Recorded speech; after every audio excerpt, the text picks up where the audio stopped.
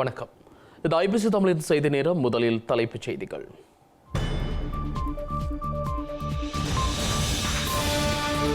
நாட்டை பிரிக்க உடன்பட போவதில்லை என இரா சம்பந்தன் தனியாக கூறினார். ஸ்ரீலங்கா நாடாளுமன்றத்தில் அரசு தலைவர் ரணில் விக்ரமசிங்க இன்று பகிரங்கம். கொழும்பில் இரா சம்பந்தனின் உடலுக்கு அரசியல்வாதிகள் அஞ்சலி. ஸ்ரீலங்கா நாடாளுமன்றத்தில் நாளை அரசமுறை மதிப்பளிப்பு. பிரித்தானிய தேர்தலில் தமிழர்களின் ஜனநாயக உரிமையை நாடும் தொழிற்கட்சி. புதிய ஆட்சியில் ஈழத்தமிழர்களின் கரிசனைகளுக்கு தீர்வு வரும் என உறுதி. கச்சதீவை மீட்குமாறு தமிழக முதல்வர் மத்திய அரசுக்கு அவசர கடிதம். இலங்கையில் தமிழக கடற்தொழிலாளர்கள் சிறையிடப்பட்டதால் தொடர்ந்தும் பொதுநிலை. பிரான்சில் 2ஆம் சுற்று வாக்களிப்பு குதிரை பேரங்கள் தீவிரம். தீவிர வலதுசாரி வேட்பாளர்களின் வெற்றியை தடுக்க ஏனைய கட்சிகள் வியூகம். அமெரிக்க உச்சநீதிமன்றத்தில் சாதக நிலையை பெற்ற டொனால்ட் ட்ரம்ப். அமெரிக்க வாக்காளர்களே இனி ட்ரம்பை தோற்கடிக்க வேண்டும் என ஜோ பைடன் அழைப்பு.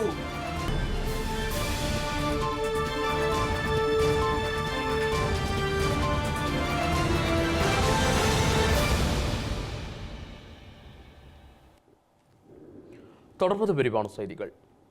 இலங்கையை பிரித்து தமிழர்கள் ஒரு தனி நாட்டை உருவாக்க தான் ஒருபோதும் உடன்பட போவதில்லை என மறைந்த நாடாளுமன்ற உறுப்பினரான இரா சம்பந்தன் தன்னிடம் தனியாக ஒரு சந்திப்பில் தெரிவித்ததாக ஸ்ரீலங்கா அரசு தலைவர் ரணில் விக்ரமசிங்க இன்று நாடாளுமன்றத்தில் உரையாற்றும் போது தெரிவித்துள்ளார். கொழும்பில் இரா சம்பந்தன் உடல் அஞ்சலிக்கு வைக்கப்பட்டு ஸ்ரீலங்காவின் அரசியல் பிரமுகர்கள் பலரும் அஞ்சலி செலுத்தி வரும் நிலையில் ரணில் இந்த விடயத்தை ஸ்ரீலங்கா நாடாளுமன்றத்தில் குறிப்பிட்டுள்ளார். One of my colleagues, the only colleague who came to parliament with me, Mr. Sambandhan is no longer here with us. நான் இந்த உரையாற்றும் போது அன்று என்னுடன் நாடாளுமன்றத்திற்கு வந்தவர்களில் எஞ்சியிருந்த எனது சகாக்களில் ஒருவரான நாடாளுமன்ற உறுப்பினர் சம்பந்தன் தற்போது எங்களிடம் இல்லை. நானும் அவரும் மிகவும் கடினமான காலகட்டங்களில் இணைந்து பணியாற்றியுள்ளோம். அவர் வழங்கிய பங்களிப்பை நான் அறிவேன். அவர் தமிழர் ஐக்கிய விடுதலை முன்னணி மற்றும் தமிழ் தேசிய கூட்டமைப்பு ஆகியவற்றை பிரதிநிதித்துவப்படுத்திய போதிலும் அவர் எப்போதும் இலங்கையின் ஆழ்புல ஒற்றுமைப்பாட்டிற்காக பங்காற்றினார். ஒருமுறை அவர் என்னிடம் உரையாற்றும் போது, ரணில், நான் நாட்டை பிரிப்பேன் என்று நினைக்கின்றீர்களா? நான் சிறுவனாக இருந்தபோது 1948 நாடு சுதந்திரம் பெறுவதை பார்க்க சென்றிருந்தேன் என்று அவர் என்னிடம் குறிப்பிட்டார். அதனை காணும் வாய்ப்பு எங்களுக்கு கிடைக்கவில்லை. எம்மில் பலர் அப்போது பிறக்கவே இல்லை. ஆனால் அதிகார பகிர்வு எவ்வாறு இருக்க வேண்டும் என பிரத்யேகமான நிலைப்பாட்டை அவர் கொண்டிருந்தார். அதை பற்றி விவாதம் செய்ய அவசியமில்லை. அவர் அதற்கான போதுமான பங்களிப்பை செய்துள்ளார். அதனை நிறைவு செய்ய அதிகார பகிர்வு மற்றும் மத்தியில் அதிகாரத்தை குறைப்பது தொடர்பாக இன்னும் சிறிய பணிகள் வேண்டியுள்ளது.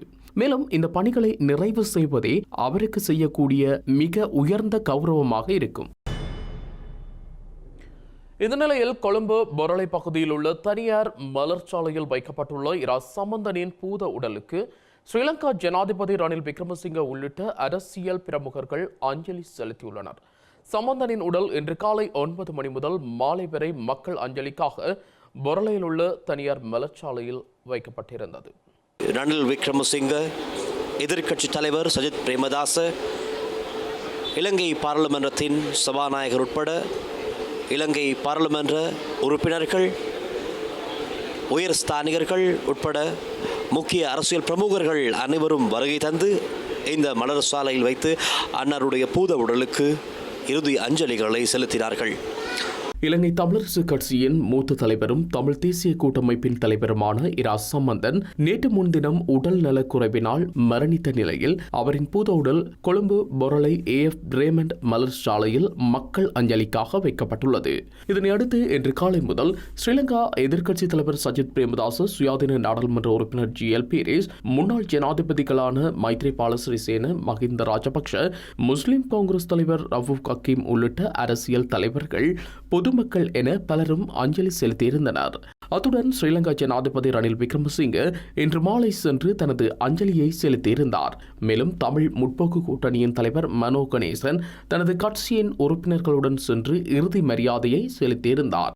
சமத்துவம் அடிப்படையிலே பன்மைத்துவம் அடிப்படையிலே சிங்கள மக்களோடு சேர்ந்து பாட அவர் கொண்டிருந்தார். அந்த பாவை தென்னிலங்கை பெரும்பான்மை கட்சிகள் தலைவர்கள் புரிந்து கொள்ளவே இல்லை என்பதுதான் எனது கவலை.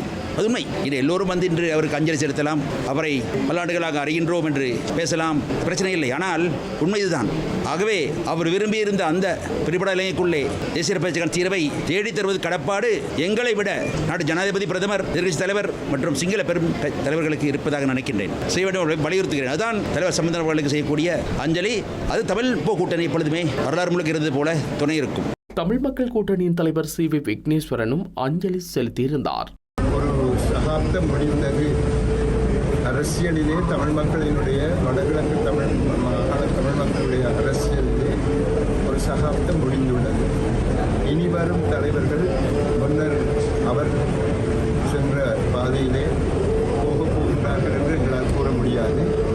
அதிலே கூடிய ஒரு உணர்ச்சி மிகுந்த ஒரு வேகம் அவர்களிடம் இருக்கும் என்று நான் எதிர்பார்க்கின்றேன். ஆனால் இதுவரை காலமும் எல்லோரையும் ஒருமித்து வைத்து ஒரு தலைவராக இருந்த திரு சம்பந்தன் அவர்கள் எங்களை விட்டு சென்றது எங்களுக்கு வருத்தமாக இருக்கின்றது. அவருடைய ஆத்மா சாந்தி அடைய வேண்டும் என்று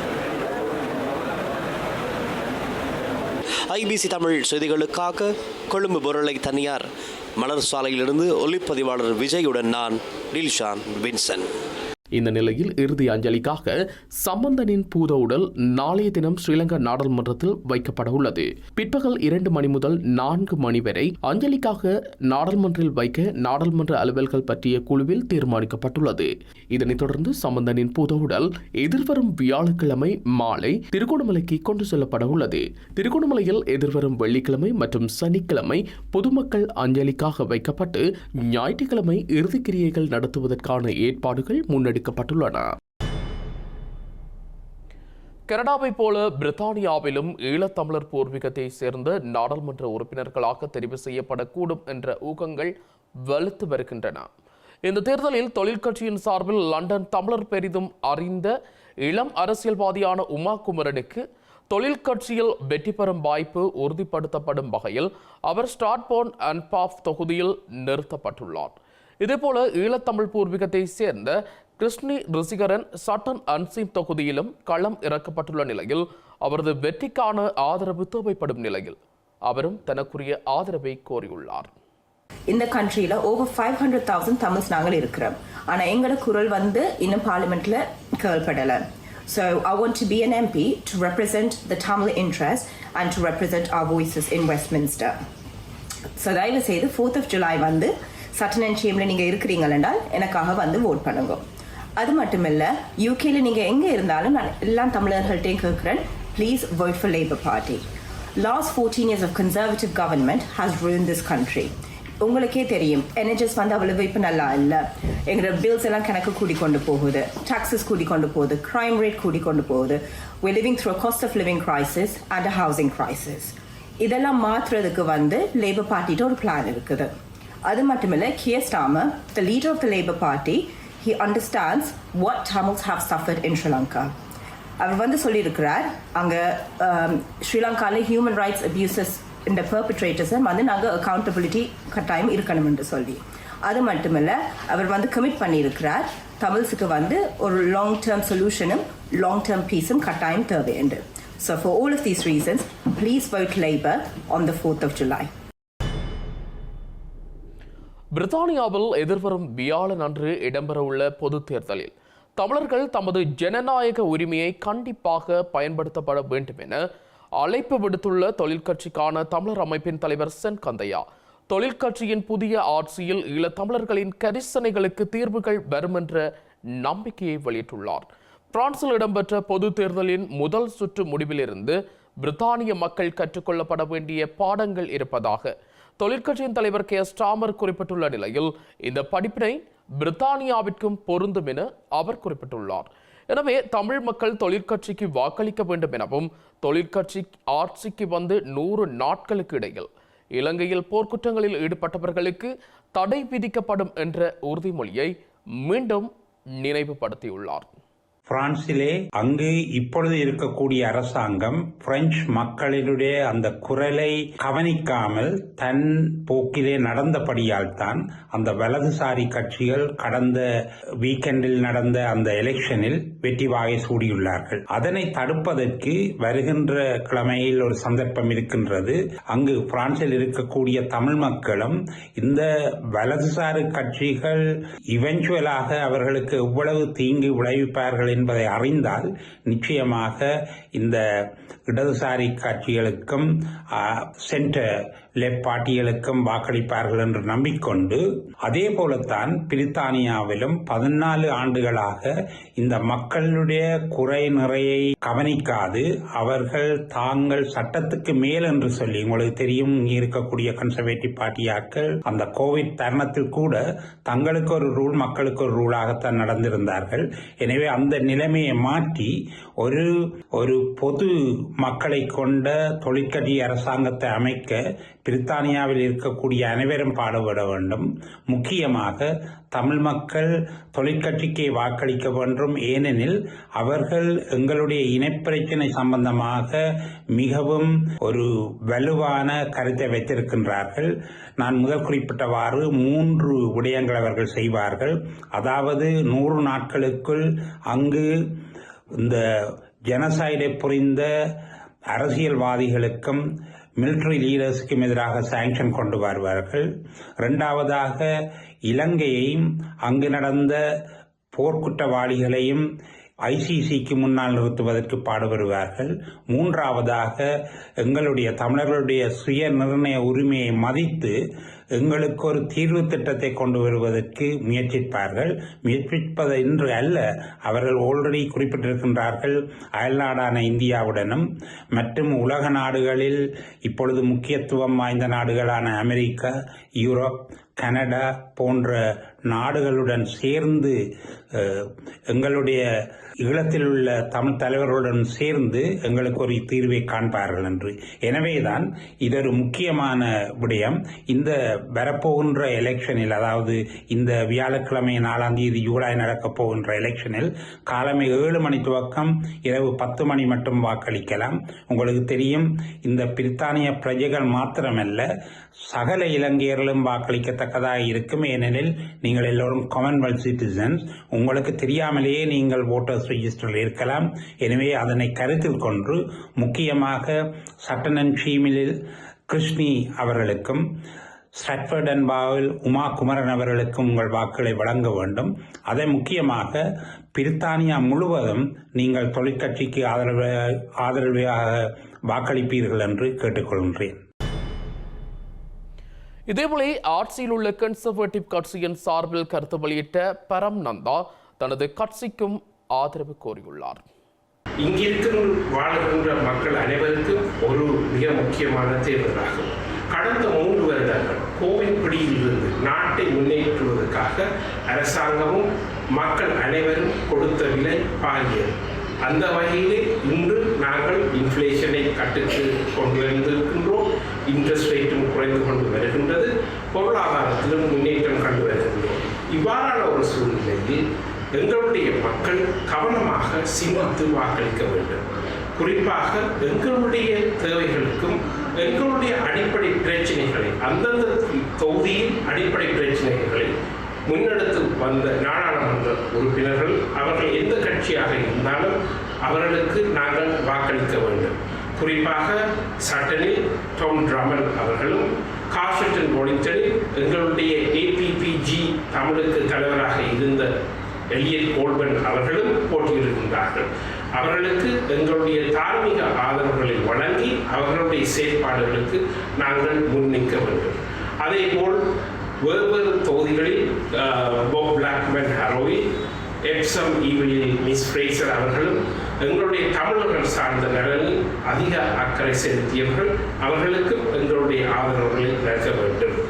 ஏனைய கட்சி வேட்பாளர்கள் அவர்கள் எங்களுடைய மக்களுக்கு அந்தந்த தொகுதிகளில் சேவை ஆற்றியிருந்தால் அவர்களுக்கு நீங்கள் வாக்களிக்க வேண்டும் என்று கேட்டுக்கொண்டு, இந்த தேர்தலில் கட்டாயம் தமிழர்கள் அனைவரும் ஒன்று திரண்டு ஓரணியில் இருந்து வாக்களிக்க வேண்டும். உங்களுடைய ஜனநாயக கடமையை வியாழக்கிழமை 7 மணியிலிருந்து மாலை 10 மணி வரை மறக்காமல் உங்களுடைய ஐடென்டிட்டி ப்ரூவையும் கொண்டு அடையாள அட்டையோ அல்லது உங்களுடைய பாஸ்போர்ட்டோ அல்லது உங்களுடைய இருப்பை உறுதிப்படுத்துகின்ற ஆவணங்களை, படத்துடன் உள்ள ஆவணங்களை எடுத்துச் சென்று வாக்களிக்க வேண்டும் என்று கேட்டுக்கொண்டு, உங்களுடைய நண்பர்களையும் வாக்களிக்க தூண்ட வேண்டும் என்று கேட்டுக்கொண்டு, மீண்டும் சட்டனில் டாம் ட்ரமன், காஷட்டன் வாலிங்டன், எலியட் கோல்பன் ஆகியோருக்கு உங்களுடைய ஆதரவை நல்க வேண்டும் என்று. இந்த நிலையில் மாற்றத்திற்கு வாக்களிக்குமாறு தமிழ் மக்களிடம் தொழிற்கட்சி கோரும் காணொலி பதிவு ஒன்று தற்போது அதிகம் பகிரப்பட்டு வருகிறது.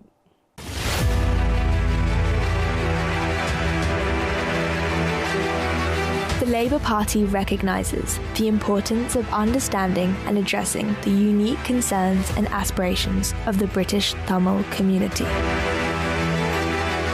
Today, on Malivaikal Remembrance Day, we remember the tens of thousands of Tamils who were killed during the final stages of the Sri Lankan conflict. We are committed to ensuring that your voices are heard and that your needs are met. So today, the Labour Party recommits to securing justice for the families of those who died and the survivors who suffered such grave human rights violations. Malivaikal must be a reminder that as well as commemorating those who are lost, the perpetrators must be brought to justice. The Labour Party values the contributions of the British Tamil community and is committed to working together for a better future. Our party, the Labour Party, remains committed to securing justice for those victims who lost their lives, as well as survivors and their families. கடன் மறுசீரமைப்பு மற்றும் அது தொடர்பான விடயங்கள் தொடர்பில் நாடாளுமன்றத்திற்கு உள்ளேயும் வெளியேயும் அதிகாரத்தை கைப்பற்றுவதை இலக்காக கொண்டு பல்வேறு நபர்கள் பொய்யான பிரச்சாரங்களை மேற்கொண்டு வருவதாக ஸ்ரீலங்கா ஜனாதிபதி ரணில் விக்ரமசிங்க தெரிவித்துள்ளார். நாட்டிற்கான சரியான கொள்கையுடன் அரசாங்கம் முன்னோக்கி செல்லும் போது இந்த விமர்சனங்கள் நாளுக்கு நாள் பல்வேறு கதைகளை உருவாக்கி வருவதாக கடன் மறுசீரமைப்பு செயற்பாடுகள் தொடர்பில் விசேட உரையாற்றிய போதே ரணில் விக்ரமசிங்க இதனை குறிப்பிட்டார். கடன் மறுசீரமைப்பு நடவடிக்கையில் வெற்றி பெற்ற நடுத்தர வருமான நாடுகளில் இலங்கை முன்னணியில் இருப்பதாகவும் இது நாட்டிற்கு கிடைத்த தனித்துவமான சாதனை என்றும் ஜனாதிபதி தெரிவித்தார். இலங்கையின் வெளிநாட்டு கடனின் அளவு 37 பில்லியன் அமெரிக்க டாலர்கள். அதில் 10.6 பில்லியன் டாலர் இருதரப்பு கடன்கள், 11.7 பில்லியன் டாலர்கள் பல்தரப்பு கடன்கள், 14.7 பில்லியன் டாலர்கள் வர்த்தக கடன்கள். இந்த கடன்களுள் 12.5 பில்லியன் டாலர்கள் பிணைமுறி பத்திரங்கள். இலங்கையின் மொத்த வெளிநாட்டு கடன் தொகை 37 பில்லியன் டாலர்களாக இருந்தது. நான் ஆட்சிக்கு வந்தபோது அது 71 பில்லியனாக இருந்தது. அது தற்போது 100 பில்லியன் அமெரிக்க டாலர்களாக உயர்ந்துள்ளதாகவும் நாடாளுமன்ற உறுப்பினர் அனுர திசாநாயக்கவின் ஆதரவாளர்கள் பொய்யான புள்ளி விவரங்களை வழங்கி கீழ்த்தரமான அவமதிப்புகளை மேற்கொண்டு வருகின்றனர். கடன் மறுசீரமைப்பு மற்றும் அதனுடன் தொடர்புடைய விடயங்கள் குறித்து பல்வேறு கருத்துக்கள் நாடாளுமன்றத்திலும் வெளியிலும் தெரிவிக்கப்படுகின்றன. அவற்றுள் சில விடயங்கள் உண்மைக்கு புறம்பானவை. எந்த ஒரு தியாகமும் செய்யாமல் வெளிநாட்டு கடனுக்காக சலுகைகளை பெற வேண்டும் என பலரும் பரிந்துரைத்தாலும் அது நடைமுறை சாத்தியமற்றது. சர்வதேச நடைமுறையின்படி அவ்வாறு செய்ய முடியாது.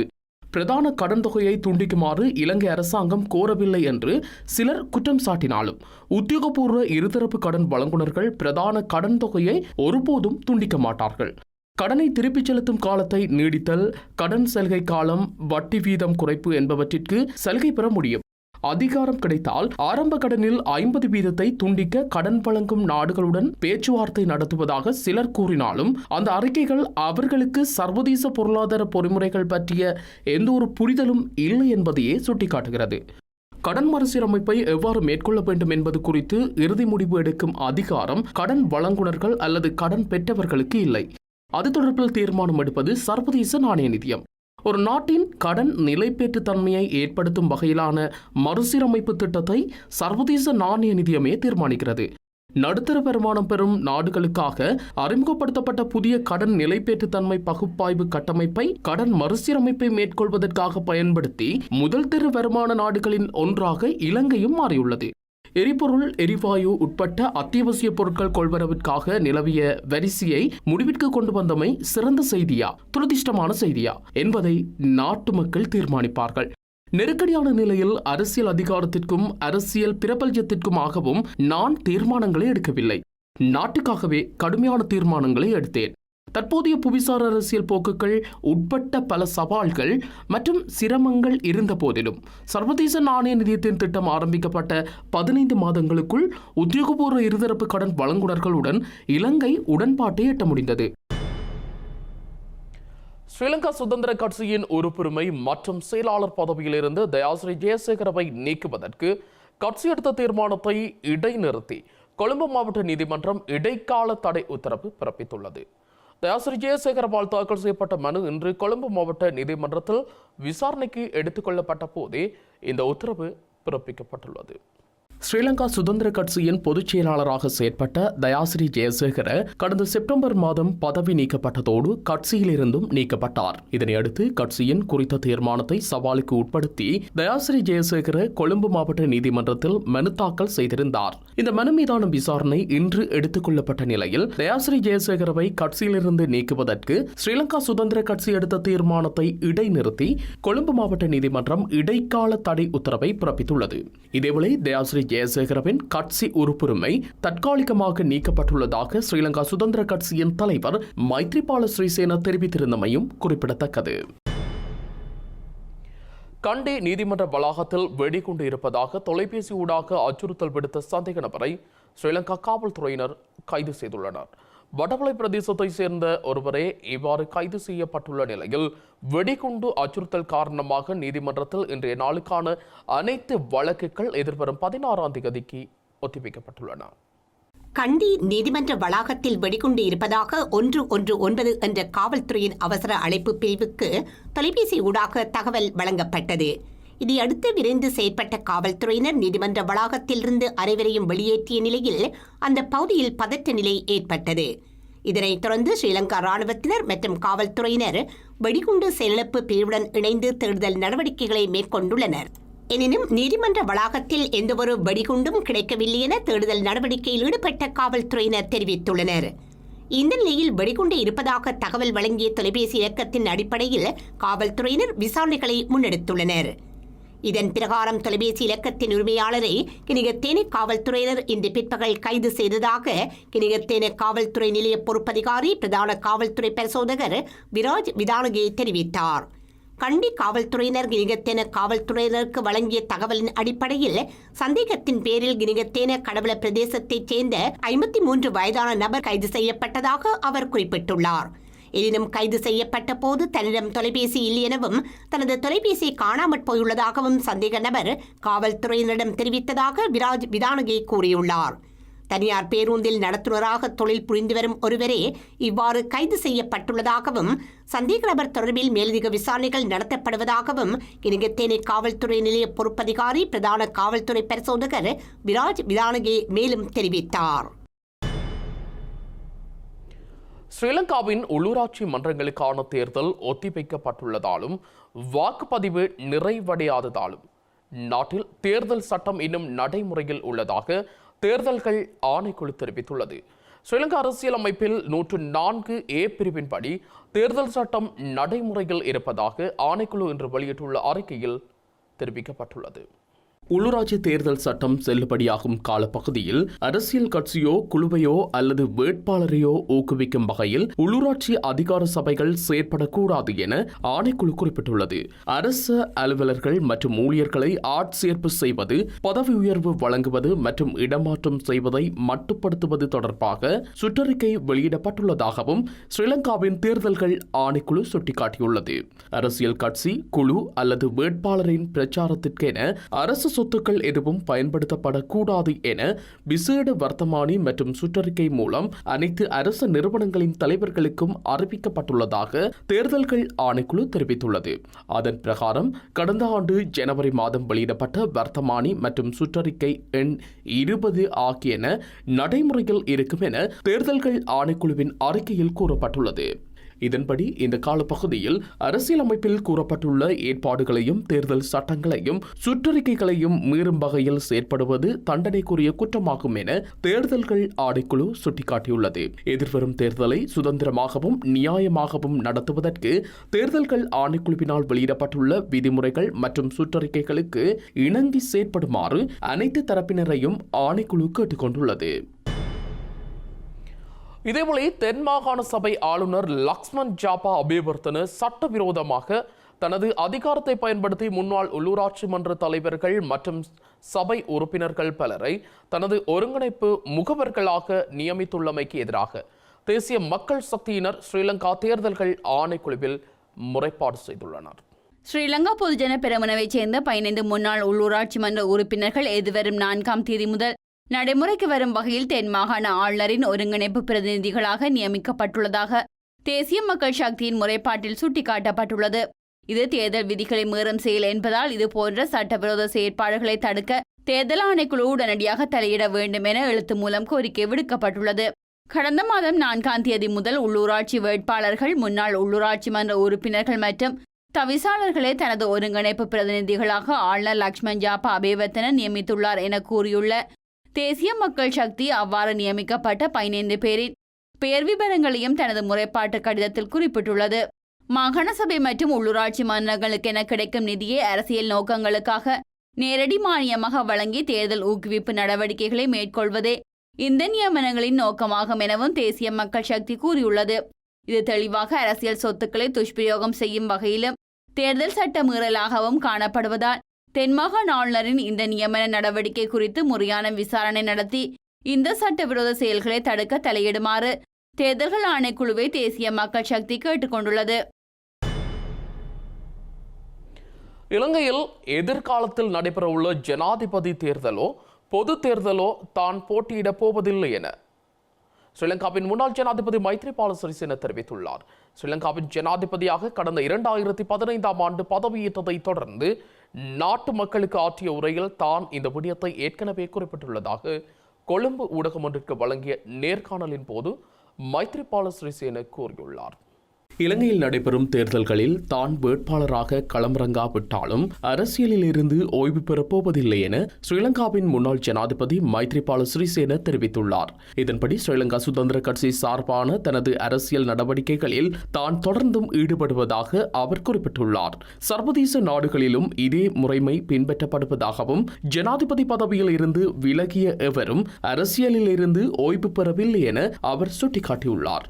இதேவேளை பொலனறுவை மாவட்டத்தை பிரதிநிதித்துவப்படுத்தி தனது மகன் தம்ம ஸ்ரீசேன எதிர்வரும் தேர்தலில் களமிறங்குவார் என மைத்ரிபால சிறிசேன கூறியுள்ளார். புதிதாக கடமையேற்ற யாழ்ப்பாண வலய கல்வி பணிப்பாளருக்கு எதிராக இன்று வடக்கு மாகாண ஆளுநர் அலுவலகத்திற்கு முன்பாக போராட்டம் ஒன்று முன்னெடுக்கப்பட்டுள்ளது. கடமைகளை பொறுப்பேற்ற முதல் நாளே பணிமனையில் இருந்த இந்த கடவுள்களின் திருவுருவ படங்களை அகற்றியமைக்கு எதிராக குறித்த போராட்டம் முன்னெடுக்கப்பட்டுள்ளது. யாழ்ப்பாண வலய கல்வி பணிப்பாளராக கடந்த வாரம் புதிதாக பொறுப்பேற்ற பணிப்பாளர் முதல் தினத்திலேயே வலய கல்வி பணிமனையில் இருந்த இந்த கடவுள்களின் திருவுருவ படங்களை அகற்றியுள்ளதாக தெரிவிக்கப்படுகிறது. இந்த நிலையில் இந்த அமைப்புகளால் கல்வி பணிப்பாளரை உடனடியாக யாழ் கல்வி வலயத்திலிருந்து வெளியேற்றுமாறு கோரி இன்று வடமாகாண ஆளுநர் அலுவலகம் முன்பாக போராட்டம் முன்னெடுக்கப்பட்டுள்ளது. மதவாத சிந்தனையுடைய இவரினால் நேர்மையானதொரு சேவையினை யாழ் கல்வி புலத்திற்கு வழங்க முடியாது என போராட்டக்காரர்கள் வலியுறுத்தியுள்ளனர்.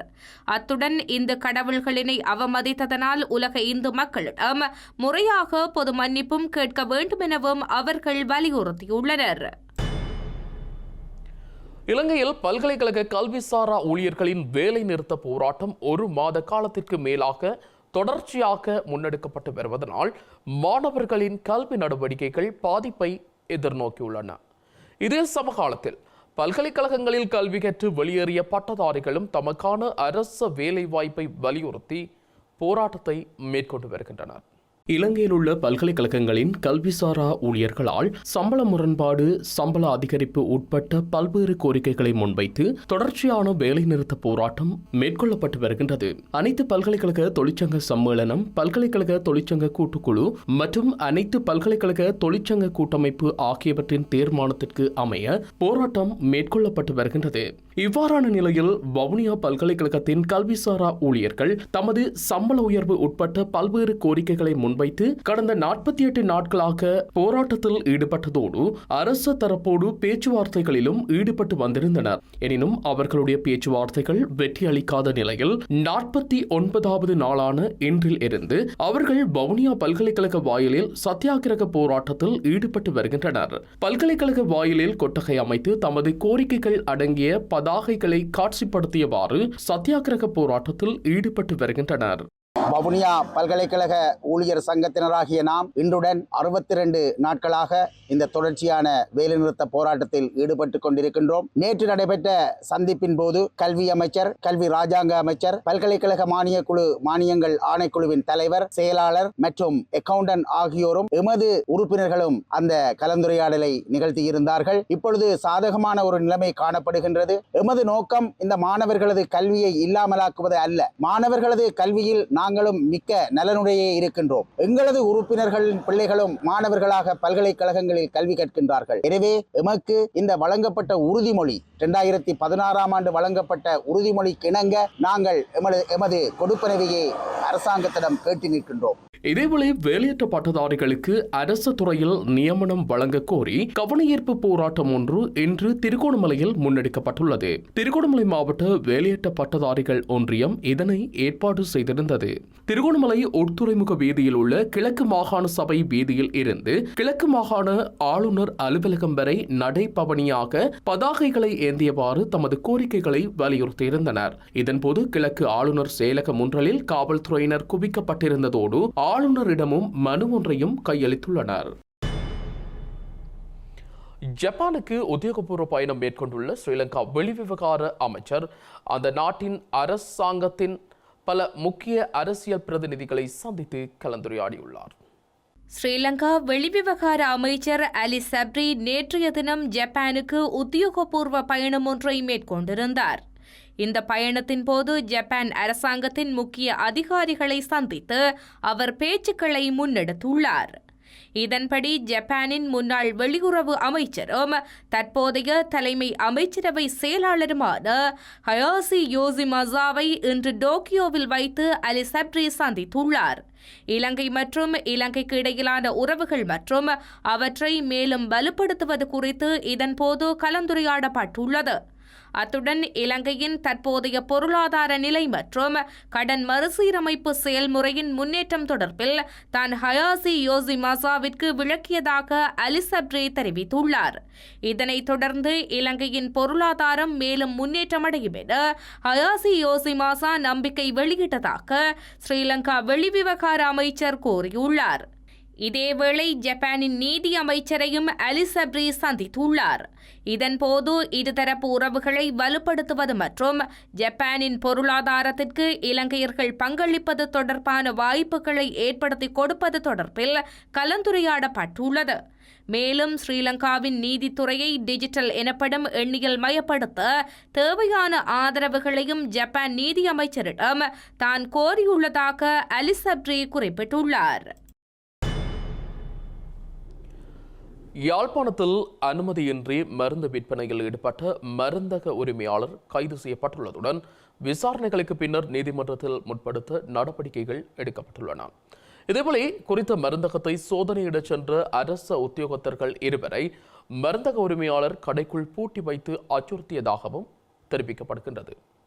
யாழ்ப்பாணம் ராமநாதன் வீதியில் கலட்டி சந்தியில் உள்ள மருந்தகம் ஒன்றிலேயே குறித்த சம்பவம் இன்று இடம்பெற்றுள்ளது.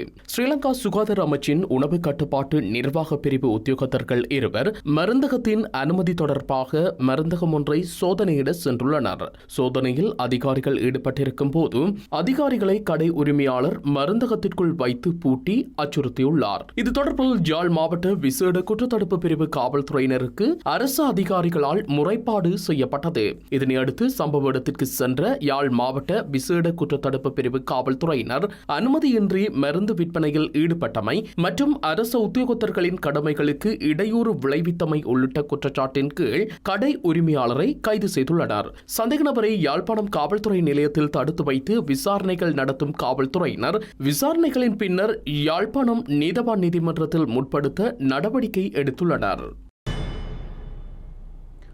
மேலும் சில உள்நாட்டு செய்திகள் தொடர்கின்றன.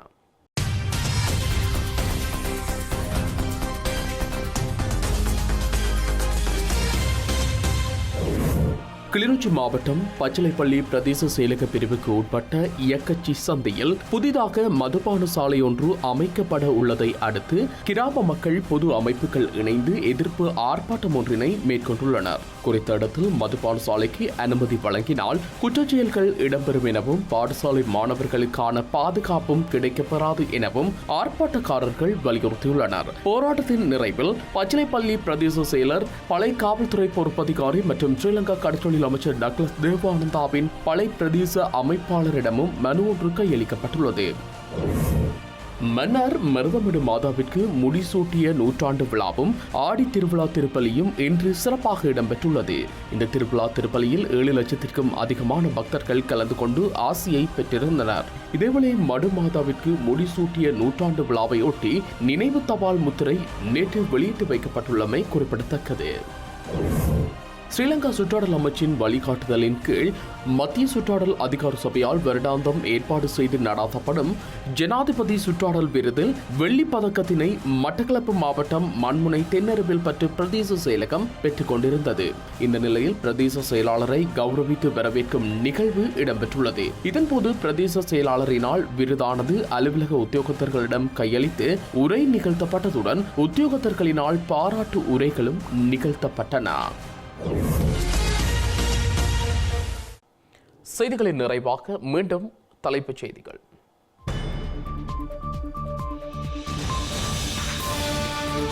நாட்டை பிரிக்க உடன்பட போவதில்லை என இரா சம்பந்தன் தனியாக கூறினார். ஸ்ரீலங்கா நாடாளுமன்றத்தில் அரசு தலைவர் ரணில் விக்ரமசிங்கே இன்று பகிரங்கம். கொழும்பில் இரா சம்பந்தனின் உடலுக்கு அரசியல்வாதிகள் அஞ்சலி. ஸ்ரீலங்கா நாடாளுமன்றத்தில் நாளை அரச முறை மதிப்பளிப்பு. பிரித்தானிய தேர்தலில் தமிழர்களின் ஜனநாயக உரிமையை நாடும் தொழிற்கட்சி. புதிய ஆட்சியில் ஈழத்தமிழர்களின் கரிசனைகளுக்கு தீர்வு வரும் என உறுதி. கச்சதீவை மீட்குமாறு தமிழக முதல்வர் மத்திய அரசுக்கு அவசர கடிதம். இலங்கையில் தமிழக கடற்தொழிலாளர்கள் சிறையிடப்பட்டதால் தொடர்ந்தும் பொதுநிலை. பிரான்சில் 2ஆம் சுற்று வாக்களிப்பு குதிரை பேரங்கள் தீவிரம். தீவிர வலதுசாரி வேட்பாளர்களின் வெற்றியை தடுக்க ஏனைய கட்சிகள் வியூகம். அமெரிக்க உச்சநீதிமன்றத்தில் சாதக நிலையை பெற்ற டொனால்ட் ட்ரம்ப். அமெரிக்க வாக்காளர்களே இனி ட்ரம்பை தோற்கடிக்க வேண்டும் என ஜோ பைடன் அழைப்பு.